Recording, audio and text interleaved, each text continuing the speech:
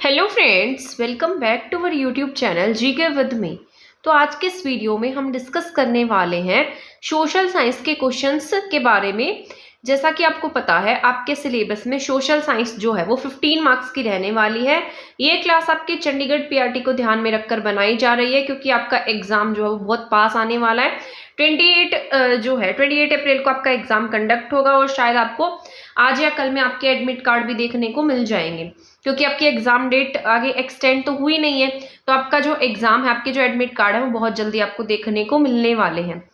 ठीक है, इसके साथ साथ ये जो क्लास है ये आपकी बहुत इंपॉर्टेंट रहेगी। इसमें मैंने जितने क्वेश्चंस रह गए थे उन सबको मिक्सअप करके लिख दिया है, तो आपके लिए बहुत यूजफुल रहने वाली है। इस क्लास में मैंने जैसे आपको कुछ टॉपिक्स अलग से थ्योरी उनकी नहीं पढ़ाई थी, जैसे एक पॉपुलेशन का टॉपिक था, एग्रीकल्चर का टॉपिक था। ये दो टॉपिक मैंने आपको नहीं कराए थे। अभी दोनों के दोनों टॉपिक को मैंने इन क्लासेस में ऐड कर दिया है, साथ साथ उन क्वेश्चंस की थ्योरी भी यहाँ पर मेंशन की गई है। तो आप इस क्लास को जरूर देख लेना, आपको यहाँ पर कुछ नए क्वेश्चंस देखने को मिलेंगे और आपके लिए बहुत यूजफुल भी रहने वाले हैं। ठीक है, तो लास्ट तक क्लास में बने रहेंगे तो आपके लिए जरूर यूजफुल रहेगी। और एक बात और मैं आपको बता देती हूँ कि अगर आपको टीचिंग एप्टीट्यूड के नोट्स चाहिए हैं, क्योंकि मेरा जो पहले वाला नंबर था वो वर्क नहीं कर रहा है, तो ये जो न्यू नंबर है ये आपको स्क्रीन पर ऊपर मेंशन होगा। तो आप इस नंबर पर मुझे व्हाट्सएप करेंगे, ओनली व्हाट्सएप मैसेज करना है, तब आपको वहां पर पीडीएफ मिलेगी।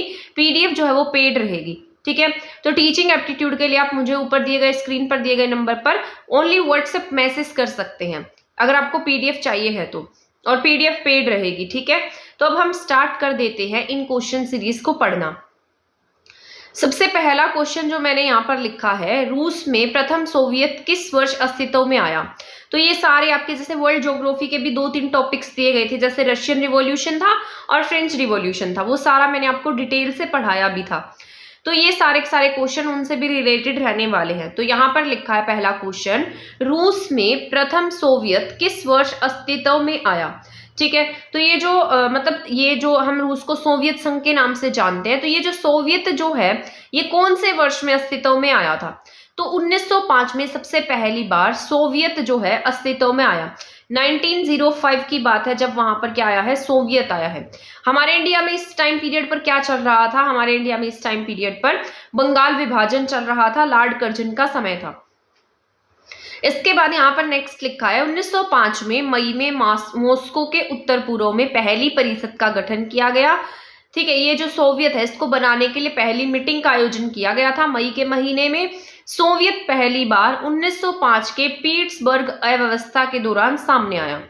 जैसे आज हम जैसे पहले ये सोवियत संघ के नाम से जाना जाता था, यूएसएसआर के नाम से जान लेते थे हम इसे, लेकिन 1992 के आसपास इसका जो है वो बंटवारा हो जाता है। जो ये 15 जो अलग अलग कंट्रीज का एक समूह था, बाद में ये सभी अलग हो जाती है और बाद में इसे हम रशिया के नाम से ही जानने लगते हैं। ठीक है, तो ये क्या है, यूएसएसआर। सोवियत जो है, सोवियत कौन से सन में आया, 1905 में आया था। आई होप आपको ये क्वेश्चन समझ में आ गया होगा। इसके बाद हमारा नेक्स्ट क्वेश्चन है, फ्रांस में तीसरे स्टेट को नेशनल असेंबली घोषित करने वाले प्रस्ताव को किसने मंजूरी दी। तो फ्रांस में थर्ड स्टेट को नेशनल असेंबली घोषित करने वाले प्रस्ताव को किसने मंजूरी दी थी। तो ये किसके द्वारा दी गई थी, सीमेस के द्वारा। ठीक है, तो इसका नाम याद रख लेना है, सीमेस के द्वारा दी गई थी। जो फ्रांस था उस समय अलग अलग वर्गों में विभाजित था, 3 स्टेट्स में डिवाइड था। मैंने वो आपको इस तरीके से एक ट्रेंगल बनाकर समझाया भी था कि पहले वाले में क्लर्जी, पादरी, फिर वो जो राजा लोग आते थे, ठीक है, रॉयल्स फैमिली थी। थर्ड स्टेट में जो पढ़े लिखे लोग थे, ये थर्ड स्टेट भी 2 पार्ट्स में डिवाइड था। एक में बहुत एजुकेटेड लोग शामिल थे, जैसे लॉयर थे, टीचर थे, डॉक्टर थे, और दूसरा जो वर्ग था मजदूरों का, किसानों का वर्ग था। ठीक है, तो ये इस प्रकार से 3 स्टेट्स में डिवाइडेड था। ये सारा मैं आपको थ्योरी की क्लास में अच्छे से एक्सप्लेन करके पढ़ा चुकी हूँ। थर्ड स्टेट में कौन थे, पूंजीपति वर्ग और यहाँ पर किसान शामिल थे। तो आई होप ये समझ में आया होगा। तो 17 जून 1789 को कम्युन्स ने सीएस लिखा है, ये सीएस द्वारा दिए गए प्रस्ताव को मंजूरी दे दी। ठीक है, तो इसका नाम क्या है, सीएस। इसके बाद हमारा नेक्स्ट क्वेश्चन है, मोस्ट इंपॉर्टेंट क्वेश्चन है ये, सेकेंड वर्ल्ड वॉर किस वर्ष हुआ था। तो ये कुछ क्वेश्चन ऐसे हैं जो आपके प्रीवियस ईयर में आए हुए थे, पीवाईक्यू क्वेश्चन थे, तो पीवाई क्वेश्चंस भी मैंने इसमें ऐड किए हैं। शायद कई बार ऐसा होता है प्रीवियस ईयर से भी क्वेश्चंस आपके एग्जाम में उठा लिए जाते हैं, तो मैंने इसमें पीवाईक्यू को भी ऐड किया है। तो ये जो आपका क्वेश्चन देख रहे हैं ये पीवाईक्यू क्वेश्चन ही है। तो सेकेंड वर्ल्ड वॉर किस वर्ष पारित हुआ था, मतलब किस वर्ष स्टार्ट हुआ था? तो सेकेंड वर्ल्ड वॉर जो है ये 1939 में स्टार्ट हुआ। इसको दो जो कंट्रीज हैं, मतलब दो राष्ट्र जो हैं वो अलग अलग नेतृत्व कर रहे थे, जिसमें से एक मित्र राष्ट्र था और एक धुरी राष्ट्र था। अगर हम मित्र राष्ट्र की बात करते हैं तो मित्र राष्ट्र में जैसे ब्रिटेन था, यूएसए था, यूएसएसआर था, चाइना था। अगर हम धुरी राष्ट्र की बात करते हैं तो धुरी राष्ट्र में जर्मनी, इटली, जापान शामिल थे। तो धुरी राष्ट्र जो है वो हार गए थे और मित्र राष्ट्र बाद में जीत गए थे। ठीक है, जर्मनी ने पहली बार अटैक किया था, तो ये सारा पोलैंड पर अटैक कर दिया था। उसके बाद में इनकी आपस में लड़ाई हुई थी, तो ये आपको याद रखना है। सेकेंड वर्ल्ड वॉर कब स्टार्ट होता है? 1939 में स्टार्ट हो जाता है। इसके बाद हमारा नेक्स्ट क्वेश्चन है, रूसी क्रांति के दौरान 9 जनवरी 1905 को एक पुजारी या फादर गैपोन के नेतृत्व में श्रमिकों की भारी भीड़ ने कहाँ की ओर कूच किया? ये मैंने आपको बहुत अच्छे से पढ़ाया था, जिसे हमने ब्लडी संडे का नाम भी दिया था। रविवार का दिन था और ये सारे जितने भी ये मजदूर थे, एक जो पादरी है गैपोन उनका नाम था, उनकी लीडरशिप में ये सारे के सारे कहाँ पर लीड कर गए? विंटर पैलेस की तरफ जाने लगे। ये अपनी मांगों को मनवाना चाहते थे, तो इसलिए कहाँ गए? विंटर पैलेस के सामने इकट्ठा हो गए। तो जो वहां का राजा था उसने बिना सोचे समझे इन पर गोलियां चलवा दी थी। तो इसे ही हम किसके नाम से जानते हैं? ब्लडी संडे के नाम से जानते हैं। इसे ही हम रेड संडे के नाम से भी जानते हैं। तो ये सभी कहाँ पर इकट्ठे हुए थे? विंटर पैलेस पर इकट्ठे हुए थे। इसके बाद हमारा नेक्स्ट क्वेश्चन है, ये भी आपका इंपॉर्टेंट रहने वाला है। सेकेंड वर्ल्ड वॉर से पहले जर्मनी ने निम्न में से क्या किया था? यानी कि सेकेंड वर्ल्ड वॉर स्टार्ट होने से पहले जर्मनी ने क्या किया? तो जर्मनी ने 1938 में ऑस्ट्रिया पर कब्जा कर लिया था।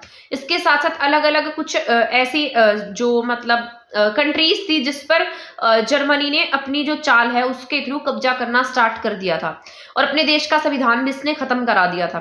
तो आपको ना ये जो हिटलर है इसको जरूर पढ़ना चाहिए। उसको पढ़ने के बाद आपकी जो पॉलिटिकल व्यूज है ना वो बहुत चेंज होंगे, आपको पता लगेगा। आपको मतलब जो पॉलिटी से रिलेटेड व्यू है उनके बारे में जानकारी मिलेगी। तो यहाँ पर लिखा है जर्मनी ने निम्न में से क्या किया था? तो इसने 1938 में ऑस्ट्रिया पर कब्जा कर लिया था। जर्मनी ने एडोल्फ हिटलर, जर्मनी पर किसका शासन था? एडोल्फ हिटलर का शासन था। हिटलर के बारे में पढ़ना चाहिए आपको वैसे, ठीक है। तो इससे आपको हिस्ट्री के बारे में जानने की भी, मतलब हिस्ट्री और पॉलिटिकल व्यू दोनों ही जानने का मौका मिलेगा। इनकी जो इनको ना फ्यूरर के नाम से भी जाना जाता था, तो इनका नाम क्या था? फ्यूरर, ठीक है। मतलब इनको उपाधि दी गई थी। और आपको पता होना चाहिए हमारे जो सुभाष चंद्र बोस जी थे वो भी एडोल्फ हिटलर से मिलकर आए थे। तो ये सारा आपको याद रख लेना है, इंपॉर्टेंट है। तो सेकेंड वर्ल्ड वॉर से पहले जर्मनी ने निम्न में से क्या किया था? तो 1938 में इसने ऑस्ट्रिया पर कब्जा कर लिया था।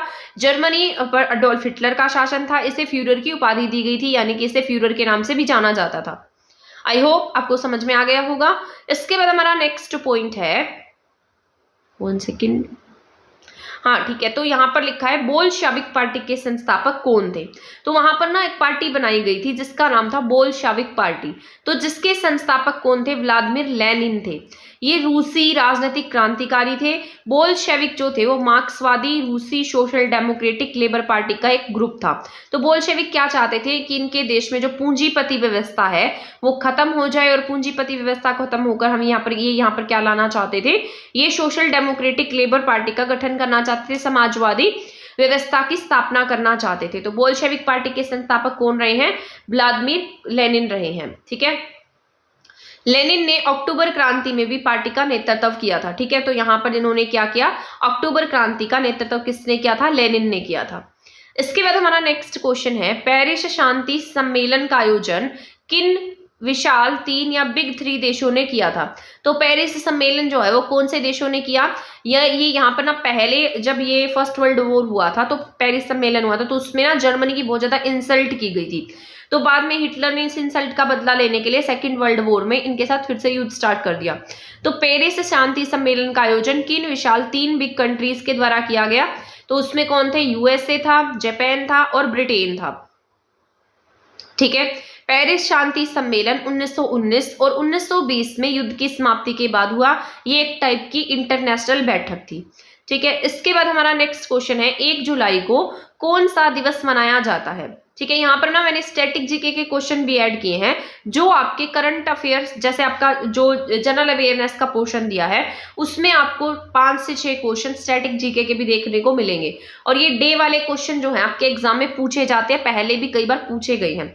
तो यहाँ पर सबसे पहले लिखा है 1 जुलाई को कौन सा डे मनाते हैं हम, तो 1 जुलाई को चार्टेड अकाउंटेंट डे के रूप में मनाया जाता है। तो ये सारे डेज जो है मैं एक बार आपको रिवाइज करा रही हूँ, तो आपको याद रखने हैं। वैसे मैं इन्हें आपको पहले करा रखे हैं, बट शायद आप भूल गए होंगे, बहुत टाइम पहले कराए थे, शायद 6 to 7 मंथ हो गए उन्हें कराए। ठीक है, तो यहाँ पर लिखा है 1 जुलाई को कौन सा डे मनाते हैं, तो राष्ट्रीय चार्टेड अकाउंटेंट डे के रूप में मनाते हैं।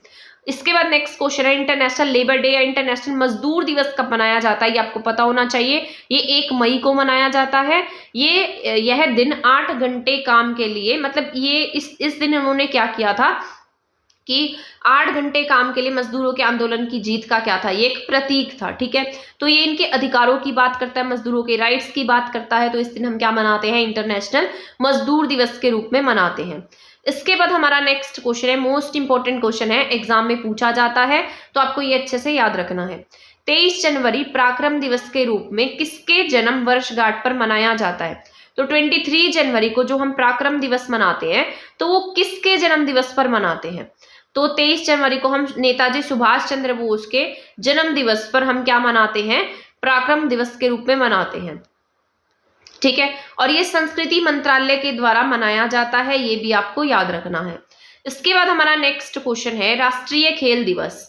राष्ट्रीय खेल दिवस हम कब मनाते हैं, 29 अगस्त को प्रत्येक वर्ष राष्ट्रीय खेल दिवस के रूप में मनाया जाता है, क्योंकि 29 अगस्त को हमारे हॉकी के जादूगर कहे जाने वाले मेजर ध्यानचंद जी का बर्थडे होता है। ठीक है, उनकी जयंती के रूप में हम इन्हें मनाते हैं। तो इसी दिन हम क्या मनाते हैं, राष्ट्रीय खेल दिवस के रूप में हम इसे सेलिब्रेट करते हैं। ठीक है, आई होप समझ में आ रहा होगा आपको जो मैं आपको समझा रही हूँ। तो पहले जो ये राजीव गांधी खेल रत्न पुरस्कार था, उसका नाम बदलकर हमने क्या कर दिया, मेजर ध्यानचंद खेल रत्न पुरस्कार कर दिया है। सबसे बड़ा स्पोर्ट्स प्राइज है ये। तो ये राष्ट्रीय खेल दिवस कब मनाते हैं, 29 अगस्त को प्रत्येक वर्ष राष्ट्रीय खेल दिवस के रूप में सेलिब्रेट किया जाता है। तो मेजर ध्यानचंद जी जो थे, ये हॉकी टीम से रिलेटेड थे। इन्होंने 1928 में, 1932 में, 1936 में ओलंपिक में गोल्ड मेडल जीता था। इसके बाद नेक्स्ट पॉइंट है, यूनिसेफ द्वारा विश्व बाल दिवस कब मनाया जाता है, यानी कि वर्ल्ड चिल्ड्रन डे हम कब मनाते हैं, और ये यूनिसेफ के द्वारा मनाया जाता है। तो 20 नवंबर को यूनिसेफ के द्वारा वर्ल्ड चिल्ड्रन डे के रूप में सेलिब्रेट किया जाता है, जो आपको याद रखना है, कब मनाया जाता है, 20 नवंबर को। इसके बाद हमारा नेक्स्ट क्वेश्चन है, भारतीय वन्य जीवन सप्ताह प्रत्येक वर्ष कब मनाया जाता है। तो ये जो वन्य जीवों से रिलेटेड क्वेश्चन है, वेटलैंड डे से रिलेटेड क्वेश्चन है, रामसर साइट से रिलेटेड क्वेश्चन, यूनेस्को से रिलेटेड क्वेश्चन है, ये सारे आपको याद रखने हैं। ठीक है, क्योंकि कुछ एनवायरनमेंट के क्वेश्चन होते हैं जो आपसे एग्जाम में जरूर पूछे जाते हैं, और ये इतने टफ भी नहीं होते। कुछ इंपॉर्टेंट से टॉपिक होते हैं जो करंट में इशू रहे हैं, उसमें से ही पूछे जाते हैं। भारतीय वन्य जीवन सप्ताह प्रत्येक वर्ष कब मनाया जाता है, तो ये हमेशा अक्टूबर के पहले सप्ताह में मनाया जाएगा। 2 से 8 अक्टूबर प्रत्येक वर्ष इसका आयोजन होता है। भारतीय वन्य जीव सप्ताह 2019 का थीम क्या रहा था, तो ये 2019 की बात कर रहा है। अब तो शायद आपसे ये नहीं पूछेगा थीम, क्योंकि बहुत पुराना हो चुका है। तो जल के नीचे जीवन, व्यक्ति और ग्रह के लिए, बस इसको रीड कर लेना, इतना पुरानी थीम आपसे नहीं पूछी जाएगी। इसके बाद अब यहाँ पर ज्योग्राफी के क्वेश्चन स्टार्ट हो जाते हैं। भारत की मुख्य भूमि देशांतरों के बीच फैली हुई है, तो कौन से देशांतर के बीच हमारी जो मुख्य भूमि है वो लगती है, तो 68.7 डिग्री ईस्ट और 97.25 डिग्री ईस्ट के बीच हमारी जो देशांतर हैं, उनके बीच हमारी जो मेन लैंड है वो फैली हुई है। पूर्व और पश्चिम एशिया के बीच का केंद्रीय स्थान है। इसके बाद यहाँ पर नेक्स्ट पॉइंट मैंने लिखा है, ठीक है, तो यहाँ पर मेंशन किया गया है, उत्तरी गोलार्ध में स्थित मुख्य भूमि 84 डिग्री नॉर्थ और 37.6 डिग्री नॉर्थ अक्षांशों के बीच फैली है। पश्चिम से पूर्व की ओर भारत 68.7 डिग्री ईस्ट और 97.25 डिग्री ईस्ट देशांतर के बीच में है। इसके बाद हमारा नेक्स्ट क्वेश्चन है, नर्मदा नदी पर सरदार सरोवर बांध निम्न में से किस भारतीय राज्य को शामिल करता है, तो नर्मदा नदी पर सरदार सरोवर बांध जो है वो निम्न में से किस भारतीय राज्य को शामिल करेगा, तो ये किसे करता है, गुजरात। ठीक है, वैसे ये 4 स्टेट से रिलेटेड है, जैसे मध्य प्रदेश, गुजरात, महाराष्ट्र, राजस्थान। लेकिन यहाँ पर अगर ऑप्शंस में इन सभी स्टेट्स को ना देकर ओनली गुजरात ऑप्शन में था, तो इसका राइट आंसर क्या हो जाएगा, गुजरात हो जाएगा। तो इसका जो कार्य है वो 1962 में स्टार्ट हुआ था। तो नर्मदा नदी पर सरदार सरोवर बांध निम्न में से किस भारतीय राज्य को शामिल करता है, तो ये किसे शामिल करता है, गुजरात को। कब स्टार्ट हुआ था, 1962 में स्टार्ट हुआ था। इसके बाद हमारा नेक्स्ट क्वेश्चन है, नुब्रा नदी डैश की सहायक नदी है। मोस्ट इंपॉर्टेंट क्वेश्चन रहने वाला है, तो ये आपको अच्छे से पढ़ लेना है। नुब्रा नदी जो है वो डैश की सहायक नदी है, तो इसका आंसर क्या रहेगा आपका, सिंधु नदी। नुब्रा का जो उद्गम है वो कहाँ से होता है, सियाचिन ग्लेशियर से होता है। तिब्बत में इसे यारमा तांगसापो कहा जाता है। ठीक है, तो ये क्वेश्चन जो है ये आपका इंपॉर्टेंट है, ऐसे क्वेश्चन आपके एग्जाम में जरूर पूछे जाते हैं। तो नुब्रा नदी जो है वो किसकी सहायक नदी है, सिंधु नदी की सहायक नदी है। नुब्रा नदी के उद्गम की बात करते हैं तो सियाचिन ग्लेशियर जो है वो क्या है, इसका मतलब उद्गम स्थान है। तिब्बत में इसे यारमा तांगसापो के नाम से भी जाना जाता है। इसके बाद हमारा नेक्स्ट क्वेश्चन है, निम्न में से कौन सी नदी भारत में पश्चिम की ओर बहने वाली नदी है। ठीक है, तो क्या आएगा यहाँ पर, निम्न में से कौन सी नदी भारत में वेस्टर्न साइड की तरफ से बहती है, तो इसका नाम क्या है, पेरियार नदी।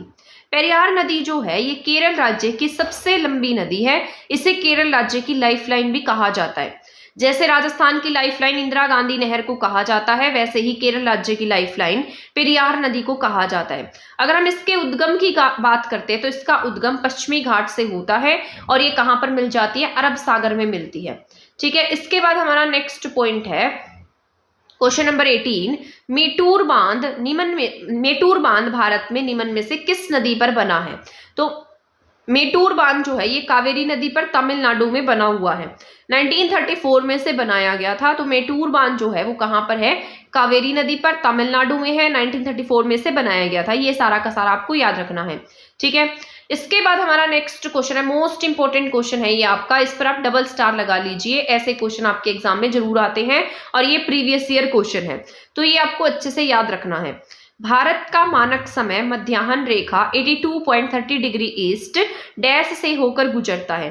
तो भारत का जो मानक मध्याह्न है वो हमारे मतलब कहाँ से होकर गुजरता है, तो ये मिर्जापुर उत्तर प्रदेश, मिर्जापुर में जो ग्रीनविच टाइम है वहां से, ये मिर्जापुर उत्तर प्रदेश से होकर गुजरता है और ग्रीनविच टाइम से कितना आगे है, 5 hours 30 minutes आगे है। ठीक है, तो मिर्जापुर के उत्तर प्रदेश में 82.30 डिग्री ईस्ट होकर गुजरता है और ग्रीनविच टाइम से कितना आगे है, 5 hours 30 minutes आगे है। ठीक है, इसके बाद नेक्स्ट पॉइंट है, भारत का मानक मध्याह्न निम्न राज्यों से होकर गुजरता है। तो ये भारत के कौन सी स्टेट्स हैं जहां से मानक मध्याह्न जो ये लाइन है ये गुजरती है। ठीक है, यहाँ पर जैसे यूपी है, एमपी है, छत्तीसगढ़ है, ओडिशा है और आंध्र प्रदेश है। तो ये कुछ स्टेट्स हैं, जैसे 5 स्टेट हो गए, यूपी, एमपी, छत्तीसगढ़, ओडिशा और आंध्र प्रदेश। इसके बाद हमारा नेक्स्ट पॉइंट है, निम्न में से कौन सी नदी भारत में पश्चिम की ओर बहने वाली नदी नहीं है। ठीक है, इसके बाद हमारा नेक्स्ट क्वेश्चन है, निम्न में से कौन सी नदी भारत में पश्चिम की ओर बहने वाली नदी नहीं है। तो ये ओडिशा की प्रमुख नदी थी, वहां कुछ ऑप्शंस दिए गए थे, तो उसमें जो राइट ऑप्शन था वो था ऋषिकुल्या। ठीक है, तो ये ओडिशा की प्रमुख नदी है, बस इसको रीड कर लेना है। बहुत ज्यादा इंपॉर्टेंट रिवर तो नहीं है ये, बट फिर भी ये क्वेश्चन में था तो मैंने इसको ऐड कर दिया था। ये अभी इंपॉर्टेंट क्वेश्चन है आपका, सलाल हाइड्रोलिक पावर प्लांट निम्न में से किस नदी से संबंधित है। तो जैसे सलाल है, दुलहस्ती है, ये कुछ डैम प्रोजेक्ट बनाए गए हैं, तो ये कौन सी रिवर पर बनाया गया है। तो Salal hydraulic power plant Chenab नदी पर है। चिनाब नदी जो है चंद्रभागा के मेल से बनती है और चिनाब नदी पर सलाल और दुलहस्ती 2 प्रोजेक्ट स्थापित किए गए हैं। इसके बाद नेक्स्ट क्वेश्चन है, भारत की मुख्य भूमि अक्षांश डैश के बीच फैली हुई है। तो भारत के सबसे उत्तरी बिंदु का अक्षांश मिनट के निकटतम 37.6 डिग्री है। इसके बाद नेक्स्ट क्वेश्चन है, पीर पंजाल श्रेणी की सबसे ऊंची चोटी कौन सी है। तो इसका नाम क्या है, सबसे ऊंचा जो ये पर्वत है इसका नाम है इंद्रासन पर्वत चोटी। ये हिमाचल प्रदेश के कुल्लू जिले में स्थित है। इसकी ऊंचाई लगभग 6221 मीटर है। तो पीर पंजाल श्रेणी की सबसे ऊंची चोटी का नाम इंद्रासन पर्वत चोटी है, हिमाचल प्रदेश के कुल्लू जिले में स्थित है। 6221 मीटर ऊंचाई के साथ ये मतलब इसकी ऊंचाई है। निम्न में से कौन सा प्रदेश चीन के साथ सीमा साझा नहीं करता। तो वेस्ट बंगाल जो है वो चाइना के साथ सीमा नहीं बनाता है। वहां पर कुछ ऑप्शंस दिए गए थे, तो उस ऑप्शंस के according West Bengal right answer था। तो यहाँ पर अब नेक्स्ट क्वेश्चन है, ये आपका इंपॉर्टेंट है, भारत और श्रीलंका डैश बनाने वाले द्वीपों के एक समूह से जुड़े हुए हैं। तो भारत और श्रीलंका किससे जुड़े हैं, एडम्स ब्रिज के द्वारा जुड़े हुए हैं। एडम्स ब्रिज वही ब्रिज है जिसे हम राम सेतु के नाम से जानते हैं। पंबन द्वीप के सिरे पर स्थित है और यहाँ पर ये जो है मन्नार की खाड़ी को पाक जल मरुड़ मध्य से अलग करता है। ठीक है, ये जो पाक जल संधि है इससे अलग करता है मन्नार की खाड़ी को। पंबन द्वीप पर स्थित है, राम सेतु भी कहते हैं और एडम्स ब्रिज के नाम से भी इसे जाना जाता है। इसके बाद नेक्स्ट पॉइंट है, दुनिया की छत या फिर वर्ल्ड रूफ किसे कहा जाता है? तो जो हमारा सेंट्रल एशिया है उसे हम किसके नाम से जानते हैं? वर्ल्ड रूफ के नाम से जानते हैं, या विश्व की छत हम पामीर पठार को भी कहते हैं। इसके बाद नेक्स्ट पॉइंट है, सबसे ऊंचा वलित पर्वत, सबसे पुराना वलित पर्वत कौन सा है? तो ये आपका ये भी क्वेश्चन इंपॉर्टेंट है। सबसे पुराने वलित पर्वत की बात हो रही है तो सबसे पुराना वलित पर्वत अरावली है। सबसे ऊंचे शिखर की अगर बात करेंगे तो सबसे ऊंचा शिखर गुरु शिखर है, 1722 मीटर इसकी ऊंचाई है। तो सबसे पुराना वलित पर्वत क्या है? अरावली है। सबसे ऊंचे शिखर की बात करेंगे तो गुरु शिखर है, 1722 मीटर ऊंचा है। इसके बाद हमारा नेक्स्ट पॉइंट है, सविनय अवज्ञा आंदोलन किस वर्ष शुरू किया गया था? तो सविनय अवज्ञा आंदोलन की अगर हम बात करते हैं तो ये 1930 में स्टार्ट होता है। महात्मा गांधी जी के द्वारा इसे स्टार्ट किया जाता है और ये साइमन कमीशन के विरोध में इसको शुरू किया गया था। 12 मार्च 1930 को दांडी यात्रा की शुरुआत होती है। ठीक है, तो सविनय अवज्ञा आंदोलन 1930 में होता है। इसके बाद नेक्स्ट क्वेश्चन है, 2011 की जनगणना के अनुसार भारत में सबसे कम आबादी वाला राज्य कौन सा है? तो ये भी इंपॉर्टेंट पॉइंट है, तो आपको बताना है। ये सारे के सारे क्वेश्चन इंपॉर्टेंट रहने वाले हैं क्योंकि ये वो क्वेश्चंस हैं जिनकी थ्योरी मैंने आपको नहीं कराई है। अगर आपने थ्योरी पढ़ी होती तो अभी आपका रिवाइज हो जाता, बट उसकी थ्योरी मैंने आपको नहीं पढ़ाई थी, तो ये क्वेश्चंस में मैंने ऐड किए हैं। तो इसको आपको बहुत अटेंटिव होकर बहुत ध्यान से सुनते जाना है। 2011 की जनगणना के अनुसार भारत में सबसे कम आबादी वाला राज्य कौन सा है? तो भारत की सबसे कम आबादी वाला राज्य सिक्किम है। इसकी आबादी 6.11 लाख है। सिक्किम के सीएम की बात करते हैं तो प्रेम सिंह तमांग यहाँ के चीफ मिनिस्टर हैं और अगर हम राज्यपाल की बात करते हैं तो लक्ष्मण प्रसाद आचार्य यहाँ के राज्यपाल हैं। और एक और सजेशन देती हूँ मैं आपको, आप एग्जाम से पहले जितने भी स्टेट के सीएम हैं, स्टेट के गवर्नर हैं और उन स्टेट की जो कैपिटल्स हैं उनको बहुत अच्छे से पढ़कर जाएंगे। मेनली आपको जो ईस्टर्न स्टेट्स हैं और जो आपका जो साउदर्न इंडिया है उसके बारे में अच्छे से पढ़ के जाना है, वहां से क्वेश्चंस बहुत ज्यादा बनते हैं। तो 2011 की जनगणना के अनुसार भारत में कम आबादी वाला राज्य कौन सा है? तो सिक्किम जो है वो सबसे कम आबादी वाला राज्य है। प्रेम सिंह तमांग वहां के सीएम हैं। राज्यपाल की बात करेंगे तो लक्ष्मण प्रसाद आचार्य वहां के राज्यपाल हैं और सिक्किम सबसे कम जनसंख्या वाला स्टेट है। इसके बाद अगर सेकंड कम जनसंख्या वाले स्टेट की बात करते हैं तो मिजोरम जो है वो सेकंड कम जनसंख्या वाली स्टेट में काउंट किया जाता है। इसके बाद नेक्स्ट क्वेश्चन है, 2011 की जनगणना में पुरुष और महिला साक्षरता दर को क्रमशः -% और -% के रूप में दर्ज किया गया था। तो यहाँ पर मेनली पूछा गया है पुरुष साक्षरता दर और महिला साक्षरता दर अकॉर्डिंग टू जो ये सेंसस ऑफ 2011। ठीक है, तो यहाँ पर ये कितनी है? 82.14% है और यहाँ पर ये कितनी है? 65.46% है। तो 82.14% यहाँ पर पुरुषों की जनसंख्या थी और महिलाएं ओनली 65.46% ही साक्षर थी। और 2011 में हमारी 15वीं जनगणना होती है। 1872 के बाद अनियमित जनगणना है ये। लॉर्ड मेयो के समय में अनियमित जनगणना सबसे पहली बार हुई है। इसके बाद 1881 से हमारे यहाँ पर नियमित जनगणना की शुरुआत लॉर्ड रिपन के समय में होती है। अगर हम ऑल ओवर साक्षरता दर की बात करते हैं तो इंडिया का साक्षरता रेट, लिटरेसी रेट 74.04% है। मैंने एक एग्जाम दिया था तो उस एग्जाम में ये क्वेश्चन एज इट इज पूछा गया था। तो लिटरेसी रेट कितनी है? 74.04% है। अगर हम जनगणना की टैगलाइन की बात करते हैं तो इसकी टैगलाइन रही थी, हमारी जनगणना हमारा भविष्य। आ गया समझ में यहाँ तक का? जितने क्वेश्चन मैं समझा रही हूँ मैं ऐसी उम्मीद करती जा रही हूँ कि आपको वो सारे के सारे समझ में आते जा रहे होंगे, क्योंकि ऐसे बहुत ज्यादा टफ क्वेश्चन भी नहीं है, इंटरेस्टिंग भी है और याद होने वाले क्वेश्चन भी हैं। और ऐसे क्वेश्चंस हैं जो आप जिनका ऑप्शंस देखते ही टिक कर सकते हैं। ठीक है, तो ध्यान से सुनते रहो क्लास को और लिखने की कोशिश मत करना, कम टाइम रहता है, सिर्फ रिवाइज कर लेना, एक बार वीडियो देख लेना। 2011 की जनगणना के अनुसार किस केंद्र शासित प्रदेश में महिला जनसंख्या पुरुषों से अधिक है? ठीक है, तो यहाँ पर ये लिखा गया है कि कौन सी ऐसी यूनियन टेरिटरी है जहां पर महिलाओं की जो जनसंख्या है वो पुरुषों से अधिक है, यानी कि जहां पर महिलाएं ज्यादा हैं। तो ये पुडुचेरी जो है, यहाँ पर महिलाओं की संख्या पुरुषों से अधिक है। तो यहाँ पर इसका ये यूनियन टेरिटरी है, इसका उच्चतम लिंगानुपात माना गया 1037 महिलाओं पर 1000 पुरुष है, मतलब 1000 पुरुषों पर 1037 महिलाएं हैं। 1962 में पुडुचेरी जो है ये यूनियन टेरिटरी बनता है। 2006 में इसका नाम पुदुचेरी पड़ता है। अगर हम यहाँ के गवर्नर की बात करते हैं तो तमिलिसाई साउंडराजन यहाँ के गवर्नर हैं।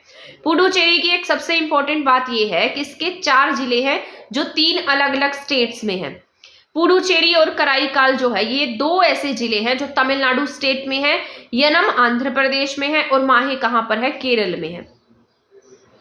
इसके बाद नेक्स्ट पॉइंट की अगर हम बात करते हैं 2011 की जनगणना में निम्न में से किस राज्य में अधिकतम प्रति वर्ग किलोमीटर जनसंख्या घनत्व है, तो ये कहां पर है, झारखंड में है।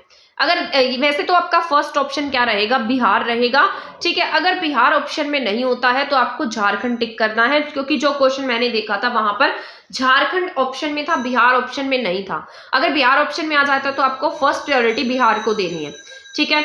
इसके बाद हमारा नेक्स्ट पॉइंट मैंने यहाँ मेंशन किया है, ये भी कई बार आपसे एग्जाम में पूछ लिया जाता है क्योंकि ये भी आपका इंपॉर्टेंट पॉइंट रहता है। भारत में जनसंख्या घनत्व 382 व्यक्ति प्रति वर्ग किलोमीटर है। इसके बाद अगर हम नेक्स्ट पॉइंट की बात करते हैं 2011 में भारत में शहरी जनसंख्या का कितना परसेंट था, तो हमारे यहाँ पर जो शहरी जनसंख्या है वो कितनी थी, 31.16% जनसंख्या जो थी वो शहरी थी और बाकी जनसंख्या जो थी वो कैसी थी, ग्रामीण थी। तमिलनाडु जो है सबसे शहरीकृत राज्य में काउंट किया गया, सेकेंड नंबर पर केरल और थर्ड नंबर पर महाराष्ट्र। अगर हम ग्रामीण की बात करते हैं तो ग्रामीण जनसंख्या या फिर सबसे ग्रामीण क्षेत्र जो है वो हिमाचल प्रदेश और सेकंड नंबर पर बिहार है। इसके बाद हमारा नेक्स्ट पॉइंट है 2001 से 2011 के दशक के दौरान जनसंख्या की औसत वृद्धि दर कितनी थी। मोस्ट इंपॉर्टेंट क्वेश्चन है, आपको बहुत अच्छे से याद रखना है। जनसंख्या वृद्धि दर कितनी रही 2001 से 11 के बीच में, तो ये रही आपकी 17.64%। अगर हम नेक्स्ट 1991 से 2001 के बीच बात करते हैं तो वहां पर उस टाइम पीरियड पर जनसंख्या वृद्धि दर 21% रही थी, जो अब क्या हो गई, कम हो गई। तो जनसंख्या वृद्धि दर कितनी है हमारे यहाँ पर 17.64% है, ठीक है। इसके बाद हमारा नेक्स्ट क्वेश्चन है, भारत में पहली बार जनगणना जो है वो कब हुई थी, तो ये मैंने अभी आपको मेंशन करके बताया भी था। तो पहली बार जनगणना हमारे भारत में 1872 में होती है। उस टाइम पीरियड पर लॉर्ड मेयो का शासन होता है। लेकिन अगर हम नियमित जनगणना की बात करते हैं तो नियमित जनगणना 1881 में कंडक्ट कराई जाती है और ये किसके टाइम पीरियड पर होती है, लॉर्ड रिपन के टाइम पीरियड पर होती है। लॉर्ड रिपन जो है वो हमारे देश के लिए अच्छा कहा जाता था क्योंकि इसने हमारे भारतीयों के लिए अच्छे काम किए थे। एक था लॉर्ड लिट्टन था, जो लिट्टन जो था वो बहुत घटिया इंसान था, उसके बाद ही रिपन आया था जिसने बहुत अच्छे काम किए, ठीक है। तो सी चंद्रमौली जो है वो क्या बने थे, जनगणना आयुक्त बने थे। तो ये भी आपको याद रखना है। तो जनगणना आयुक्त कौन थे, सी चंद्रमौली थे। इसके बाद हमारा नेक्स्ट क्वेश्चन है, कौन सा राज्य सबसे अधिक अनुसूचित जनजाति वाला राज्य है, जहां पर शेड्यूल्ड ट्राइब्स जो है वो सबसे अधिक पाई गई अकॉर्डिंग टू सेंसस 2011। तो ये कौन सी स्टेट थी, मध्य प्रदेश। यहाँ पर जो भील है, भील सबसे बड़ा आदिवासी समूह पाया गया है, ठीक है। टॉप 5 स्टेट्स जो हैं जहां पर एसटी जनसंख्या सबसे ज्यादा है, तो उसमें सबसे पहले नंबर पर मध्य प्रदेश आता है, सेकंड नंबर पर ओडिशा है, फिर महाराष्ट्र है, राजस्थान है और छत्तीसगढ़ है, जहां पर सोशल ट्राइब्स जो हैं वो सबसे ज्यादा पाई जाती हैं। 2011 की जनगणना भारत का सबसे कम आबादी वाला केंद्र शासित प्रदेश कौन सा है, तो 2011 की जनगणना के अनुसार भारत का ऐसा कौन सा यूनियन टेरिटरी है जहां पर सबसे कम आबादी पाई गई है, तो ये लक्षद्वीप है जहां पर सबसे कम आबादी है। और एक मैंने अभी आपको बताया था ऐसी जो यूनियन टेरिटरी कौन सी है जहां का लिंगानुपात सबसे ज्यादा है, तो वो कौन सा था, पुडुचेरी था। यहाँ पर ये क्या है, लक्षद्वीप है, ये सर्वाधिक आबादी वाली यूनियन टेरिटरी है। और यहाँ पर मैंने लिखा है जो ये सबसे कम आबादी वाली यूनियन टेरिटरी है लक्षद्वीप। और इसके बाद सेकेंड पॉइंट जो मैंने मेंशन किया है, ये सबसे अधिक आबादी वाला यूनियन टेरिटरी है दिल्ली, जो है वो सबसे अधिक आबादी वाला यूनियन टेरिटरी है जिसकी जनसंख्या 1.67 करोड़ के आसपास है, ठीक है। इसके बाद हमारा नेक्स्ट क्वेश्चन है, खरीफ फसलों की कटाई किस महीने में की जाती है, तो ये एग्रीकल्चर का जो टॉपिक है ये भी आपके सिलेबस में दिया गया था, तो इसके भी क्वेश्चंस मैंने यहाँ पर ऐड कर दिए हैं। तो यहाँ पर मेंशन किया गया है खरीफ फसलों की कटाई किस महीने में की जाती है, तो अक्टूबर नवंबर में खरीफ फसलों की कटाई होती है। ठीक है, वर्षा ऋतु में ये बोई जाती है। कहीं कहीं पर सितंबर अक्टूबर भी ऑप्शन में देखने को मिलेगा आपको, और कहीं कहीं पर अक्टूबर नवंबर देखने को मिलेगा। तो जो भी ऑप्शन देखने को मिले वही आपको टिक कर देना है। वर्षा ऋतु में बोई जाती है और ये अप्रैल मई के महीने में बोई जाती है और अक्टूबर नवंबर में काट ली जाती है।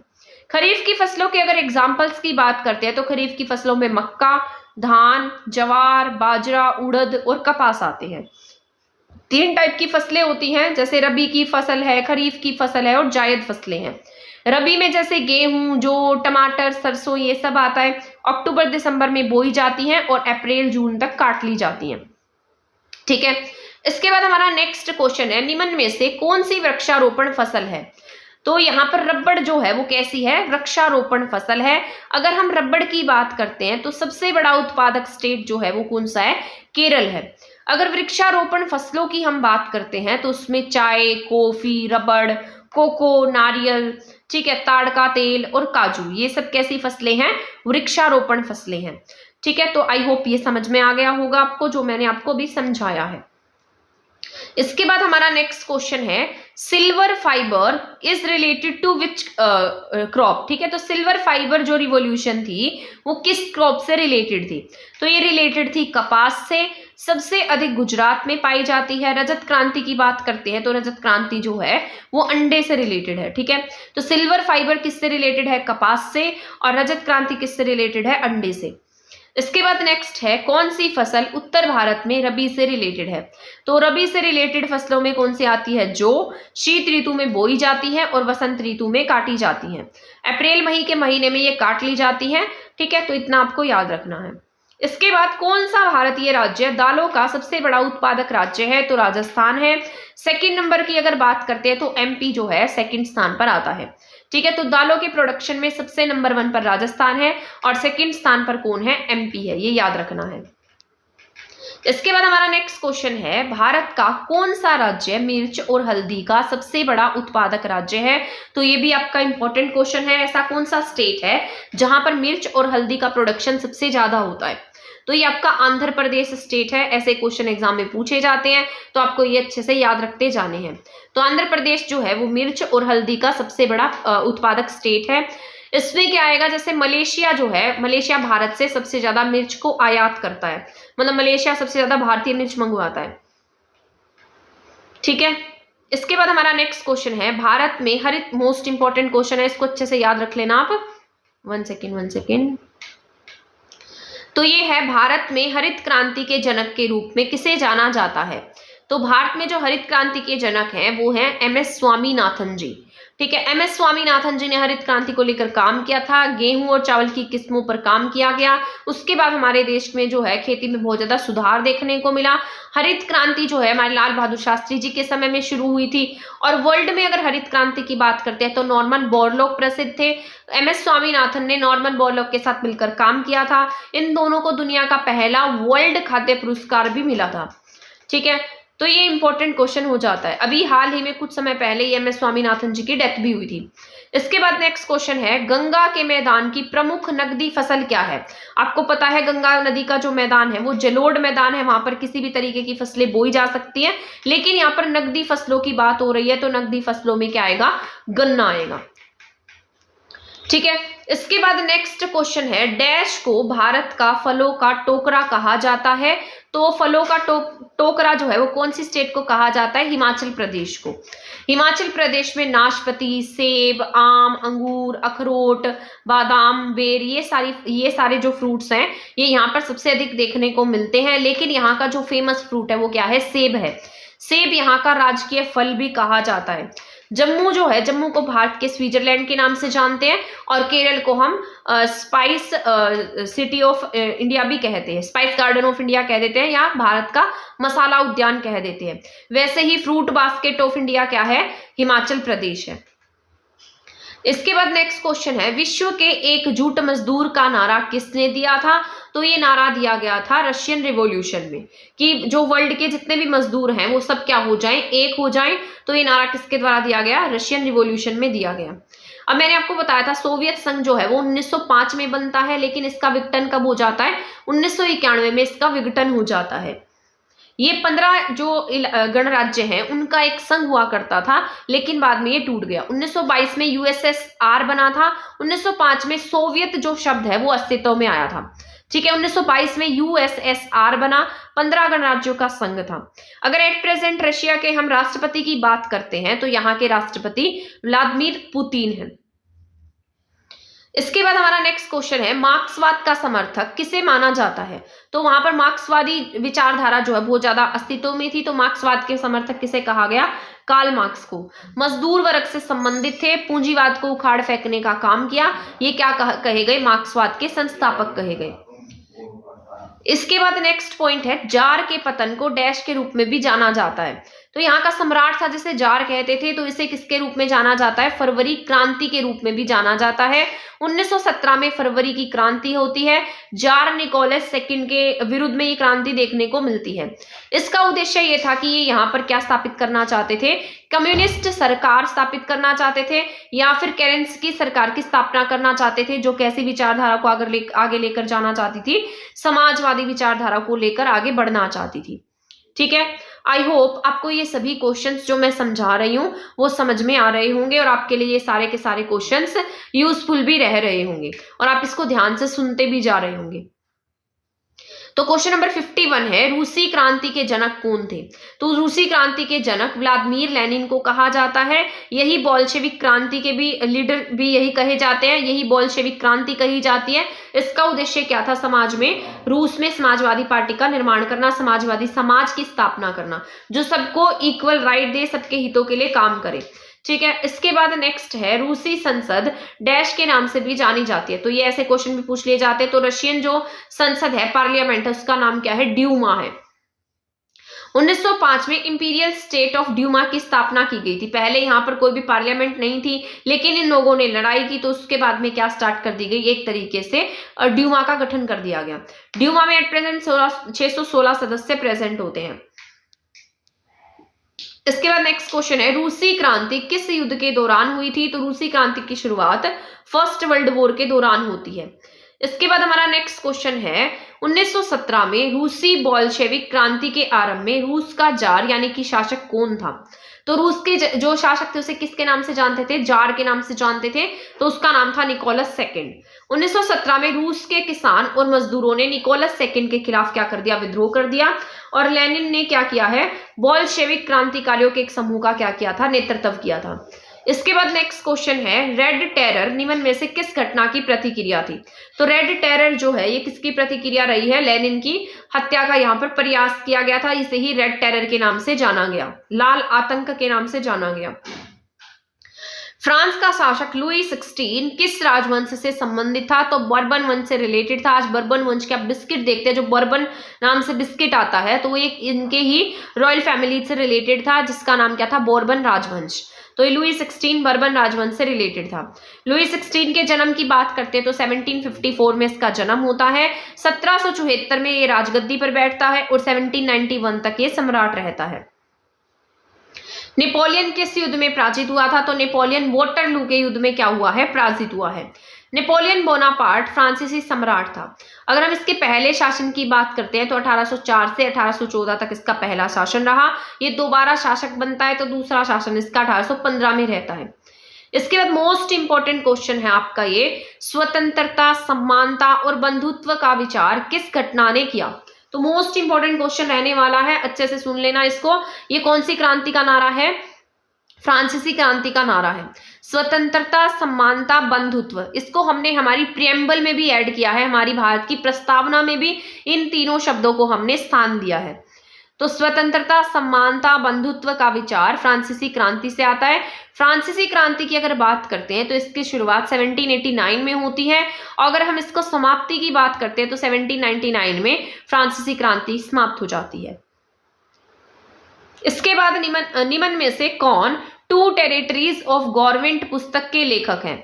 तो जॉन लॉक ने कौन सी पुस्तक लिखी है? टू टेरिटरीज ऑफ गवर्नमेंट नाम की पुस्तक लिखी। 1632 में चार्ल्स फर्स्ट के समय इसका जन्म होता है। किसको मजाक में नवंबर क्रिमिनल कहा गया? ठीक है। तो नवंबर क्रिमिनल समाजवादी, कैथोलिक और डेमोक्रेटिक को क्या कहते हैं ये लोग? नवंबर क्रिमिनल के नाम से जानते हैं, मतलब मजाक में इन्हें क्या कहा जाता है? नवंबर क्रिमिनल। इसके बाद नेक्स्ट क्वेश्चन है, फ्रांसीसी क्रांति के दौरान फ्रांसीसी महिलाओं ने किन अधिकारों की मांग की थी? तो ये भी आपका इंपॉर्टेंट हो जाता है। फ्रांसीसी क्रांति के दौरान फ्रांसीसी महिलाओं ने अपने लिए कौन से राइट्स की मांग की थी? मैंने आपको कल बताया था कि जैसे हमारे यहाँ पर महिलाएं थी, उन्हें वोटिंग राइट्स के लिए लड़ना नहीं पड़ा, जैसे ही हमारे इंडिया का कॉन्स्टिट्यूशन बना वैसे ही सबको वोटिंग राइट्स के अधिकार दे दिए गए। लेकिन फ्रांस में ऐसा नहीं था, वहां की महिलाओं को वोटिंग राइट्स के लिए, विधानसभा में अपनी सीट्स के लिए, राजनीतिक पद संभालने के लिए बहुत ज्यादा लड़ाइयां लड़नी पड़ी थी, तब जाकर कहीं पर इन्हें ये सारे राइट्स मिले थे। ठीक है, तो ये क्वेश्चन आ गया समझ में। इसके बाद हमारा नेक्स्ट क्वेश्चन है, बस हमारे अब 4 या 5 क्वेश्चन ही रह गए हैं और हमारी क्लास अब खत्म होने वाली है। 1857 विद्रोह के समय भारत का गवर्नर जनरल कौन था? तो लॉर्ड कैनिंग जो है 1857 के समय भारत का गवर्नर जनरल रहा। इसके बाद जैसे ये क्रांति खत्म हो जाती है, तो क्रांति खत्म होने के बाद भारत पर जो है किसका शासन हो जाता है? ब्रिटिश ईस्ट इंडिया कंपनी को छोड़कर भारत पर महारानी ब्रिटेन का शासन स्थापित हो जाता है। और ये जो भारत का गवर्नर जनरल है, इसका पद क्या बन जाता है? अब ये भारत का वायसरॉय बन जाता है। तो इसके तहत एक अधिनियम पारित किया गया, भारत सरकार अधिनियम 1858, जिसके तहत इस गवर्नर जनरल को क्या बना दिया गया? वायसरॉय बना दिया गया। कुछ भी डिफरेंस नहीं था, लॉर्ड कैनिंग ही गवर्नर जनरल था और लॉर्ड कैनिंग ही भारत का वायसरॉय बन जाता है। ठीक है, बस ये नाम बदल देते हैं और सब कुछ सेम रहता है। ठीक है, इसके बाद है बेगम हजरत महल किस विद्रोह से संबंधित है? तो बेगम हजरत महल सिपाही विद्रोह 1857 से संबंधित है। लखनऊ से इन्होंने क्या किया था? इसका नेतृत्व किया था। कॉलिन कैंपबेल ने लखनऊ में 1857 के विद्रोह में किस नेता का दमन किया? तो बेगम हजरत महल का इन्होंने क्या किया था? दमन किया था। यहाँ पर अगर दिल्ली की बात करते हैं तो दिल्ली में कौन थे? यहाँ पर लीडरशिप कौन कर रहे थे? तो बहादुर शाह जो सेकंड था, बहादुर शाह जो दिल्ली का शासक था। ठीक है, जिसको सभी के सभी सिपाहियों ने, सभी लोगों ने अपना नवाब घोषित कर दिया था। तो ये दिल्ली से मतलब एक तरीके से 1857 की क्रांति का नेतृत्व कर रहे थे। कानपुर से नाना साहब और तात्या टोपे थे। बिहार से कुंवर सिंह थे। झांसी से रानी लक्ष्मीबाई थी। कानपुर में वैसे तात्या टोपे ज्यादा एक्टिव थे, नाना साहब बहुत कम एक्टिव देखने को मिले थे, और ये ऐसा कहा जाता है कि बहुत ज्यादा शामिल नहीं हुए थे क्रांति में। नाना साहब के 1857 के विद्रोह में शामिल न होने का क्या कारण था? तो अंग्रेजों ने उन्हें पेशवा बाजीराव सेकंड की पेंशन देने से मना कर दिया था, इसलिए इसमें शामिल नहीं हुए थे। तो ये आज की क्लास का हमारा लास्ट क्वेश्चन है। आई होप आपको ये समझ में आ गए होंगे जितने भी क्वेश्चंस मैंने आपको कराए हैं। तो अभी हमारा ये लास्ट क्वेश्चन रहता है, मंगल पांडे का संबंध किससे है? तो मंगल पांडे का संबंध बैरकपुर छावनी से रहा था। मंगल पांडे ने जो भी ये चर्बी लगे कारतूस थे, जिस पर ऐसा कहा गया था कि इस पर गाय और सुअर की चर्बी लगाई गई है, जिसको तुम मुंह से छीलते हो। ठीक है, तो ये जो एनफील्ड राइफल्स थी उसको मुंह से छीलना पड़ता था, जिस पर ऐसा कहा जाता था कि गाय या फिर सुअर की चर्बी लगे। तो मंगल पांडे ने इस बात में क्या कर दिया था? विद्रोह कर दिया था। और ये कहां से किया गया? बैरकपुर छावनी से किया गया था। इसके बाद मंगल पांडे को 10 से 15 दिन के बीच में ही फांसी दे दी जाती है अंग्रेजों के द्वारा, और उसके बाद सिपाही विद्रोह की अग्नि जो है वो भड़क उठती है। मंगल पांडे का संबंध कहां से? बैरकपुर छावनी से है। तात्कालिक कारण की बात करते हैं तो एनफील्ड राइफल्स की शुरुआत थी। ठीक है, तो ये आज के जो क्वेश्चन थे आपके ये खत्म। सॉरी आगे भी हमारा एक क्वेश्चन रहता है, इसको भी हम पढ़ लेते हैं। ठीक है, तो यहाँ पर लिखा है उत्तर पूर्व असम भारत से 1857 के विद्रोह का नेतृत्व किसने किया था? तो इंपॉर्टेंट क्वेश्चन है, थोड़ा सा डिफरेंट भी है, तो ये आपके लिए इंपॉर्टेंट रहने वाला है। उत्तर पूर्व असम भारत से 1857 के विद्रोह का नेतृत्व मनीराम दत्ता बरुआ ने किया था। तो ये आपका इंपॉर्टेंट हो जाता है क्योंकि अलग सा नेम है, तो क्या नाम है इनका? मनीराम दत्ता बरुआ। ये असम में चाय बागानों की स्थापना करने वाले पहले लोगों में से एक थे। असम में इन्हें कलिता राजा के नाम से भी जाना जाता था। ठीक है, और ये किसके लिए फेमस थे? मतलब चाय के बागान लगाया करते थे, और इन्होंने क्या किया था? उत्तर पूर्व में या असम साइड पर एक्टिव थे, और वहां से 1857 की क्रांति में इन्होंने नेतृत्व किया था। इनका नाम क्या था? मनीराम दत्ता बरुआ। ठीक है, आ गया समझ में? आई होप आपको ये जितने क्वेश्चंस मैंने समझाए हैं ये आपके लिए जरूर यूजफुल रहेंगे अगर आप इन क्लासेस को देखेंगे तो। और ऐसी उम्मीद कर रही हूं मैं, आपका पेपर जो है इन क्लासेस में से कुछ क्वेश्चंस आपको देखने को मिल सकते हैं, अगर आपका सिलेबस जो है वो ऐसा ही रहता है तो। ठीक है, और कुछ नए क्वेश्चंस तो आपके आ ही सकते हैं, लेकिन ऐसी उम्मीद हम कर सकते हैं कि इन क्लासेस में से भी आपको कोई क्वेश्चन देखने को जरूर मिल जाएगा। ये सारे क्वेश्चंस जो है मैंने सारे प्रीवियस ईयर के क्वेश्चंस ऐड किए हैं, तो ये कुछ प्रीवियस ईयर भी हैं, कुछ मुझे जो हाँ से नए क्वेश्चंस मिले हैं वो सारे के सारे मैंने यहाँ पर ऐड किए हैं। तो मैं ऐसी उम्मीद कर रही हूँ आपकी इन क्लासेस से रिवीजन हो रही होगी, आपके लिए यूजफुल रह रहे होंगे। तो आप इन क्लासेस को जरूर से जरूर देखते रहिएगा, आपके लिए बहुत इंपॉर्टेंट रहेंगे, बहुत हेल्पफुल रहेंगे। ठीक है, तो मिलेंगे अब हम हमारी नेक्स्ट क्लास में हमारे नेक्स्ट टॉपिक्स के साथ। तब तक आप हमारे चैनल के साथ बने रहिएगा। आपने हमारे चैनल को सब्सक्राइब नहीं किया है तो प्लीज इसे सब्सक्राइब कर देना, वीडियो को शेयर करना मत भूलना। साथ साथ एक बात और भी, मैंने आपको पहले भी क्लास स्टार्ट होने से पहले कहा था कि अगर किसी को नोट्स चाहिए तो आप मुझे ऊपर दिए स्क्रीन के ऊपर दिए गए नंबर पर व्हाट्सएप मैसेज करेंगे, तब आपको पीडीएफ मिलेंगी। पीडीएफ पेड रहने वाली है, ठीक है। और अगर आपको क्लास के थ्रू पढ़ना है टीचिंग एप्टीट्यूड, तो क्लासेस भी बहुत सारी मैंने करा रखी हैं और ये सारी की सारी सीरीज वहीं पर प्लेलिस्ट में ऐड है, तो आप इनको देख लीजिएगा। तब तक के लिए थैंक यू, धन्यवाद। मिलेंगे नेक्स्ट वीडियो में नेक्स्ट कंटेंट के साथ।